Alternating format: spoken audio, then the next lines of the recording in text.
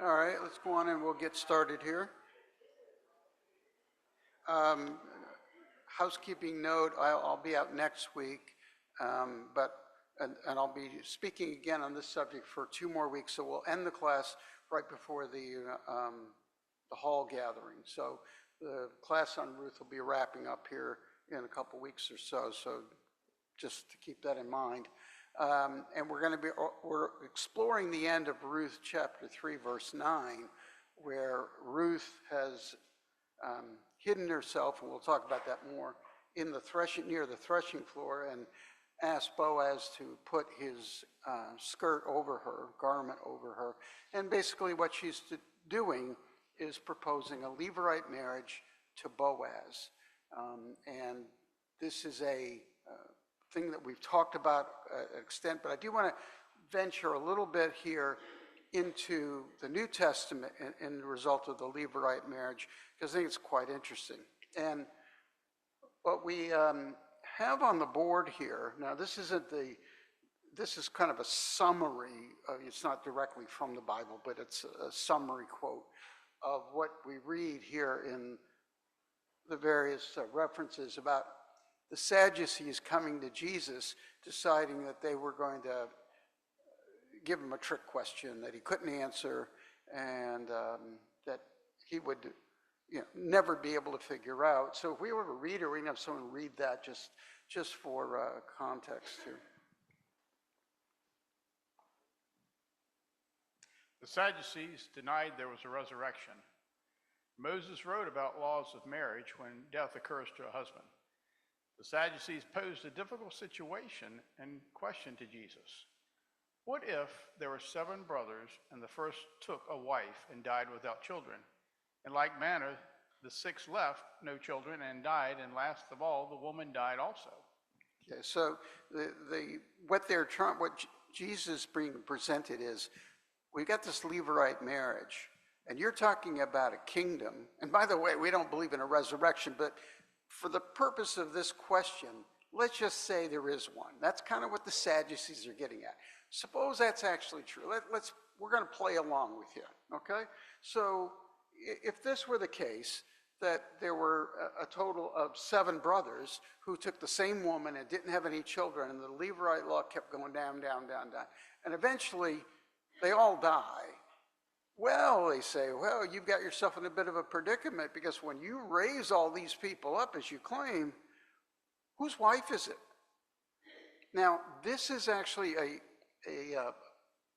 for Jesus, obviously not a difficult question, but the answer he gives him is one that I think Sadducees walk away from and go, he's blowing our mind here. We don't follow here. And also, I'm sure when they went back to the Sanhedrin, they were going to tell them what Jesus said, and they were really going to be upset.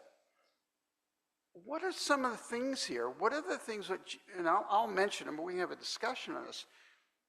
Number 1, Jesus is telling him that in the kingdom, there is no Levirate marriage. But wait a minute, the Sadducees say, wait a minute, the law of Moses says there's a Levirate. Are you going to do away with the law of Moses? Now, this is an interesting question, because we have to think about the kingdom age now. And is Jesus doing away with the Mosaic Law? What is the law that Jesus is going to bring? And then he tells the Sadducees, oh, and by the way, there's no marriage either between the saints. They're not getting married either. Go all the way back to Genesis 2, and there's marriage, and here Jesus is saying, no marriage. They're not going to marry. They're like the angels, not going to marry. And so from a Sadducee standpoint, and actually probably the Pharisees too, when they heard this story, it's like, this man is trying to subvert the law of Moses. He's talking about no Levirate. Now, in their mind, when Jesus is talking about the kingdom, he's talking about the kingdom in their mind right now. That he's going to sit, just like the disciples. You're going to sit the kingdom right now. And then Jesus says, yeah, well, not right now, but there's no Levirate marriage here involved. In fact, there's no marriage at all. So in the kingdom age, which we all understand, if we've been married in this life, we're not married in the kingdom age as angels, okay? But if you're a Sadducee or you're a Pharisee, you got a big problem here. I wonder if we do this as well. We have a picture in our head about what the kingdom will look like. For instance, who will God allow into the kingdom? And because of that picture, we have stipulations in the here and now that we say, this has to happen, this has to happen. Well, if these things don't happen, then this won't happen in the future. And so we place these constraints on God because the answer is D, or none of the above. You just haven't figured things out the way God is going to work things. And I think we fall into that trap. I think we place certain laws, just like the Levites did, or the Sadducees here in this case. It has to be this way. And then Jesus says, no, you misunderstand things, or you're misapplying them. Yeah, and this section here, I don't want to go too deep into it, but this section questions the whole idea of what Jesus' law is in the kingdom. We like to use the Mosaic as a model and say, oh, it's going to be like this. I don't necessarily know that's correct. Right? We say, well, since Moses said this, Jesus will do the same thing. Maybe. But the law goes forth out of Zion. We don't know exactly what that law is. And we're going to administer it, of course. So if you're a Sadducee and a Pharisee looking at this particular aspect, you're really worried about Jesus. Now you see, of course, why they were so upset with him when they would talk to him like, we have Moses to our, for our law, and Jesus would rightly say that Abraham was greater. But they didn't grasp this real well. They thought Jesus was here to destroy the law rather than, as he says, to fulfill it. This is, again, an interesting area to look at.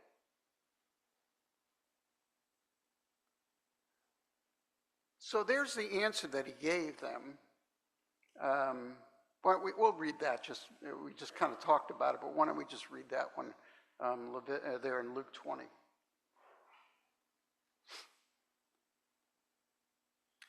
And Jesus answering said unto them, the children of this world marry and are given in marriage, but they which shall be accounted worthy to obtain that world and the resurrection from the dead, neither marry nor are given in marriage, neither can they die any more. For they are equal unto the angels, and are the children of God, being the children of the resurrection. So, and of course we won't get in that whole discussion of we're equal to the angels, but I would only make the comment that it's worthwhile to look in the Bible at angels, see how they behave, see what they do, because that's who we're going to be. Watch how they operate and the ways that they handled situations and things like that. But again, the idea here is that we're children of the resurrection. It's a whole different thing for us. Now, for the mortals, I'm sure there's still marriage going on. Whether it doesn't appear a Levirate marriage is going to be enforced, obviously, because now you have the whole world involved. But again, something to think about. Okay, Micah 4:2, we have a reader for that. Many nations will say, come, let us go up to the mountain of the Lord, and to the house of God and of Jacob, that he may teach us about his ways, and that we may walk in his paths. For from Zion will go forth the law, even the word of the Lord from Jerusalem. So again, we don't really know. We think we know. I don't think we do know. Is they're going to go up. People are going to go up and ask about the law, and the law is going to come forth from Zion, and the Lord will decide for the people on the earth. Here's how we're going to administer everything, but we don't know exactly how that is. And I think that we make a lot of assumptions. Is it, for instance, eye for eye, as it was in the Old Testament under Moses, or was it, in the case of Jesus showing mercy and grace? We certainly have the 12 disciples as, quote, the supreme court of the land, if you will. How does all that work? And I think we're seeing a little bit of this in Ruth, is that a lot of this, and we'll talk about it later, a lot of this is what I call countercultural. The way the world operates is not the way the Lord's going to operate in terms of the way things are set up in the kingdom. So these are things to explore on your own, to say, what is it that the Lord's doing? Now, what we've read so far in Ruth is that Ruth's invoking of through Naomi, wanting Boaz to marry her based on the Levirate law, really from Naomi's perspective is based more on Tamar and the Abrahamic covenant as opposed to the Mosaic. Because as we're going to see, Boaz is not compelled to marry Ruth, nor is Ruth compelled to marry Boaz. Here's another interesting area, and I don't want to get too far in this, because this subject, I find, generates more heat than light. And you probably heard it over the years on head covering. And we were talking about this last week, about the idea of what was called the Jewish wedding, the bedektin, where the groom actually puts the veil on the bride before the marriage. This idea of covering the head. And of course, obviously, we talked about that with Ruth and Boaz and things like that.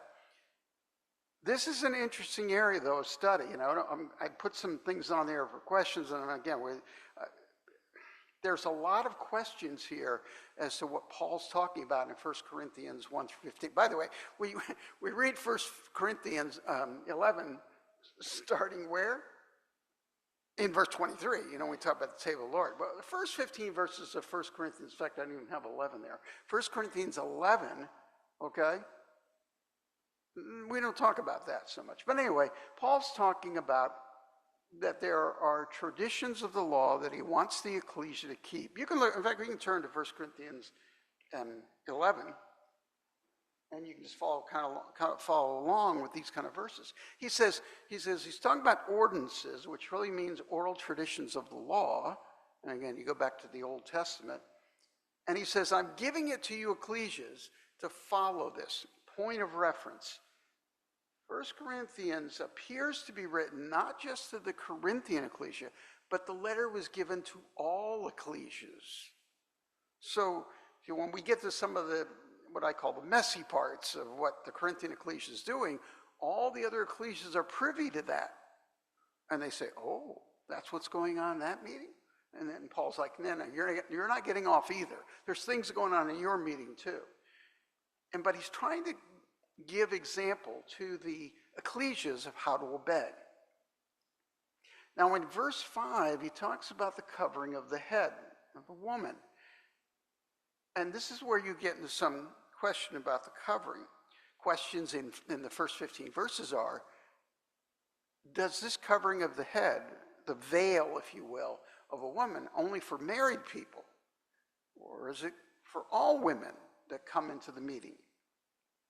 The whole idea of this was to show submission. Now, I know Brother Perry and I were talking a couple days ago, and he was looking into this thing of the yarmulke, for the Jewish men wearing the yarmulke, and he found out, I don't know what his sources were, but he found out that this was to remind Jewish men that they were in submission to God, that they would remember that they weren't the highest power. There's some power greater than them.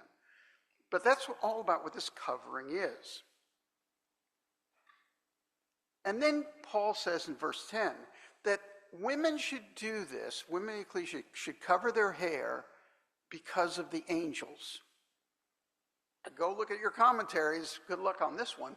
No one knows exactly what Paul is getting at. Now, I'll give you an example of one of the commentators. I'm not saying it's right. One of the commentators said, well, the reason he said because of the angels is because the angels are in this room right now. And they're observing how submission is being done to the Lord, and they're observing the women and saying, oh, well, they're not covering their hair like they should or whatever. That doesn't seem like a real strong argument to me, but he does say that the reason for the head covering, and then we can get in a whole different discussion what kind of covering we're talking about. And then in verse 15, you get the confusing line, is that the woman's hair is for a covering. And then you're like, well, wait a minute, what's this other covering? And again, you can go back through history, starting up or leading up to probably the end of the 1700s, all Christian churches, women covered their heads, hat, veil, whatever you want to call it, at their churches. After the 1700s, in the 1800s, you start seeing that slowly erode away until we get, of course, into our age. So it's become more in various places an optional thing. And the question is whether or not Paul is talking about an optional thing. This kind of ties into Ruth really well, because Ruth is asking for her head to be covered and wants Boaz to save her. So I'm not going to go any further than that unless someone wants to get eager into this discussion, because I find that there's a lot of conflicting comments, pro or con, of doing this. And I've experienced some of that in other meetings. It can get, it's hard. Let's just say it's an interesting area of what Paul writes. So I recommend you to read more in that area. But any comments? I don't want to totally shut off. Any comments? No? Okay. So now we're going to go to verse 10, and we're going to, for reading purposes, let's have someone read Ruth 3, verses 10 through 18. So if we have a reader for that.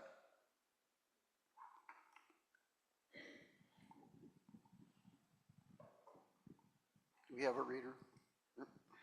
Ruth chapter 3, verses 10 to 18.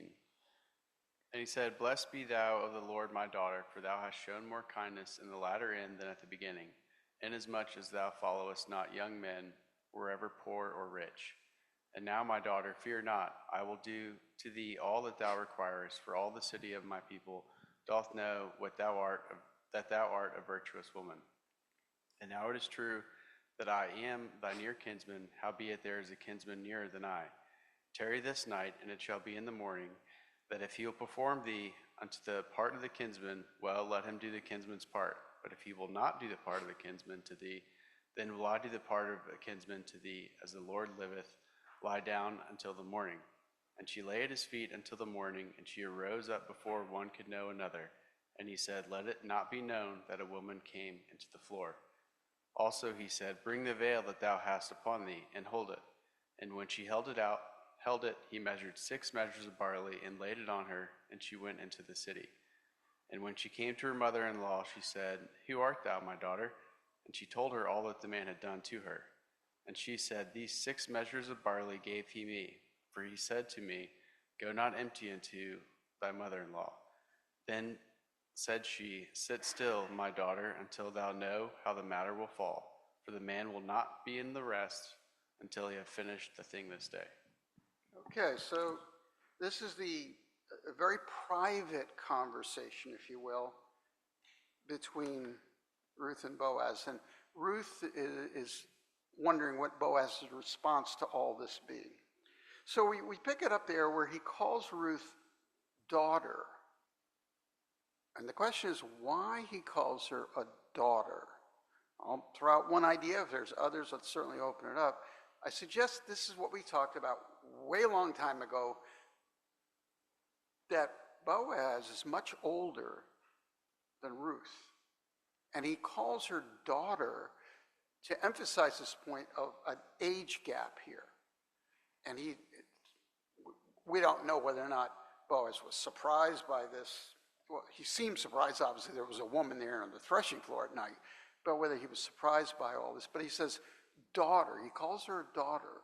In other words, you're old enough just, to be one of my children.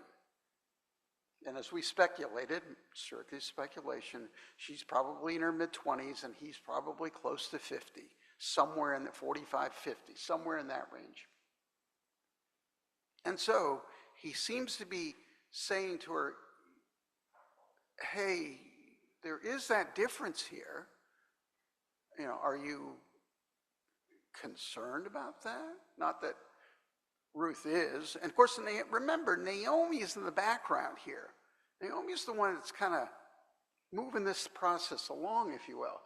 But he says that, my daughter. Any other comments? I mean, that's one of my thoughts on it, but anything else about why he would say, my daughter? Way off base, I have no idea, but I'm thinking a daughter of God. Like, she has definitely fallen in line with their belief system. And then the next verse, he does call her a virtuous woman, which, of course, conjures up Proverbs for the rest of us. But, I mean, I suppose it could have something to do with age, but I just see her as an obedient daughter-in-law, obedient to her Heavenly Father. Yeah, so we have that phrase, daughter of Zion, right? Is that reference used anywhere else, right? Is somebody else calling a much younger woman my daughter? I think of Jacob when he goes up to Haran and he finds his two wives. He's 75 to 80 years old when he marries Leah and Rachel, right? So there's quite the age difference there too. Yeah. And that type of terminology is not used anywhere else that I can think of. I'm not certain of that. No, I'm not. Again, that's something as well. I have not explored that area of using it in that sense. But again, Boaz, I mean, he knows who she is, obviously. Could it be also this, again, supposition that she's sort of childlike in her innocence and that she's like laying at his feet in the middle of the night? But his responses to her, you're probably going to go into this next verses. It's almost like he's not surprised completely that she's there because he's already thought through the fact that he's not the closest relative. He's already kind of had this conversation in his head when he says all these things to her. And also by saying daughter, he's, like you were saying, it implies part of this idea of a family, that you're part of the family now, even though you're a Moabite. You're part of all of us. So that may be a very warm greeting also, that I consider you part of the family in that regard. Just real quick, he does refer to her as my daughter in the previous chapter as well, when he first, yeah. So. Yeah. No, I was thinking of other areas of the Bible where it's my daughter and then relating that to age. But the second part, he then praises her for not following the young men. Why does he say this? This is interesting here. Why is he saying to her, I'm praising you, but I'm very happy that you didn't follow after the young men? Why would that be? I sometimes think about the institution of marriage and what that's been over the years. This might not be an answer to your question, but I think sometimes now it can be more romantic or physical in some ways, but I think back then a lot of the times it was more functional or utilitarian, and it seems like that was her approach more to this, finding somebody that was stable, wise, had something to take care of versus it being more, of some other nature there. So that could be why he's praising her for that.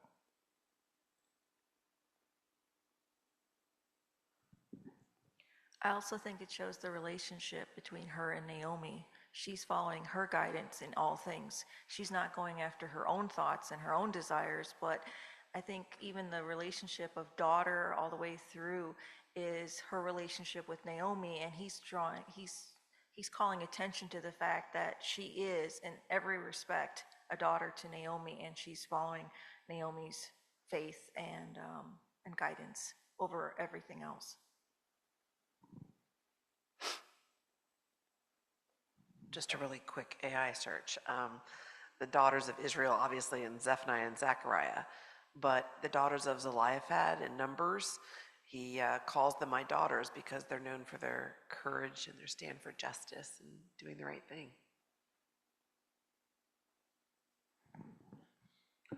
So, kind of piggybacking off Daniel's point, I think, if she were chasing the younger men, that wouldn't necessarily have been wrong. But when you're faced with him versus the younger men, and she chose him, that's where she gets the praise, because she's seeking a higher purpose in it, instead of, most of us are attracted to people our age, so she's deferring to a higher purpose. And again, to Daniel's point about, this is a kind of a love story, but it's not a conventional love story, because, he's, in our society, if we love someone, the media, movies, everything tells us if we love someone, that comes first, right? And so forget the law. I love you. I don't care if this guy's going to do his duty. I want you for my wife, and that's how it's going to be. Or I don't care if your dad says I can't marry you. I'm going to do it anyway. So it's really a higher, it is utilitarian, but it's also shows Boaz's commitment to following God's ordinances above his own desires, especially if you're 50 and a 25-year-old woman wants to marry you, right? Right. Well, let me throw another little thing out there. I want to say why. Did Ruth have to marry Boaz? I would argue there was a very limited pool for Ruth to draw on. She had associated herself with the hope of Israel, and consequently, she had a responsibility to raise up children to her dead husband. So it necessitated a levirate marriage. Boaz wasn't number one on the levirate list, but the one who was number one declined. So I would say this was really an act of faith on her part. Has been noted, Boaz was the fortunate recipient of her faithfulness. Now, the Levirate marriage did apply to Naomi, right? But the question is whether or not a Moabite woman coming into the land under, let's say, a situation like this, is any requirement that she go look for a Jewish husband? Could she find another, maybe a Canaanite in the land, or someone else? In other words, part of that is like, hey, age-wise, right? Part of it also, though, says you're thinking much higher thoughts than a normal woman would think. Like, if you're just looking for a husband, you can find husbands, right? There's a lot of my servants here. They're younger. You could find them too. They have jobs and whatever. Just a thought. She wasn't just worried about her own future. She was instead also worried about her mother-in-law, Naomi. She wanted her mother-in-law taken care of. That's why she goes out to start gleaning in the fields. This is why she goes with her mother-in-law, it seems, because she cares about her mother-in-law's future. She doesn't want her mother-in-law having to do everything just by herself. So with her getting married, it even shows that the baby is attributed to Naomi rather than Ruth. It's Naomi's son rather than Ruth's son. And you see that near the end of Ruth. So everything seems to be more focused on the care and the love for her mother-in-law rather than just simply her own self. Yeah, we talked about this triangle a while back. Notice here too, the beginning of Ruth, Naomi's concern is for Ruth to have a husband. So you see how they're both working in different directions here. I just see everything she does as acts of submission. I mean, she chose Naomi. She chose to forsake everything she'd known and follow Naomi. So she's going to continue to follow her advice. She's in submission to Naomi until such a time as someone else, like her husband. Well, I think too that Boaz did recognize that she was virtuous, and even if they didn't get married, he was concerned for her safety. So I think maybe he knew that he had influence. He obviously pulled her onto his fields, and if she hadn't, and she followed the younger men, she may not have had that protection. And also the lineage would. Yeah. Now again, we recall Naomi said, if I could have children, remember to her daughter-in-laws, maybe she could have had a child, okay? Now, of course, we've seen cases of Sarah and all the others, so you can't totally discount that, but she was saying probably not. And other translations, whether they're accurate or not, say you showed more devotion now than you did earlier, or you show more family loyalty now than you did earlier. And so whether that's reading into it or not, like we are, or it's accurate, there is something about, now you're even proving yourself to be more, even more now than you were however long ago, a couple weeks ago, a month ago. So he's seeing something in her. Yes. That is just proving itself more and more all the time. And I would suggest that Naomi could sense all this too. Now, Naomi realizes that there must be something more than just he's being nice. We'll put it that way. Okay. Anyone else?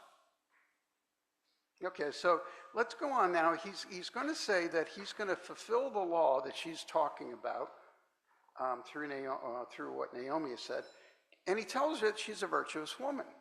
And he says, everyone knows this. Everyone in the city knows it. The elders know it. Everyone in the place knows it. And that's remarkable, okay? They are, as you're going to see later, they're elevating her up to a much higher status of women prior, okay, in terms of this. In other words, it's possible for you, even a Moabite, to be virtuous. And we all acknowledge this. And of course, like I said, this idea that she's not going to follow the young men, but do this. Now, we're not going to look at the qualities of the bride there, and we've already read this before in Ephesians 5, which is the marriage of Christ and the ecclesia, although he does talk about natural marriage in that regard. But notice there that she is being submissive to Boaz and saying, I want you to go do this. I want you to fulfill the law, number one. And yes, I'm a Moabite, but Naomi's over here, and we have to do something about her. So you can see that all three parties are looking out for each other. It's really an interesting, and really Boaz is looking out for Naomi. So there's no doubt here that all three of them, all three parties, interesting point, we won't discuss it much. It's funny how we never have a conversation between Naomi and Boaz. We don't see any conversation. It's like she's in the background. She doesn't actually do that. So, but think about this, the qualities there in Ephesians 5. Now, just give you a little hint of next time, because we're up against the clock. We're going to talk about the nearer kinsman, which is going to become an issue for Boaz to fulfill. And we're going to talk about that whole idea of finding a redeemer for both Naomi and Ruth, a redeemer and a protector in that regard. And of course, that gets into us as well in terms of that. So we'll stop right there because, right, we're up against the clock.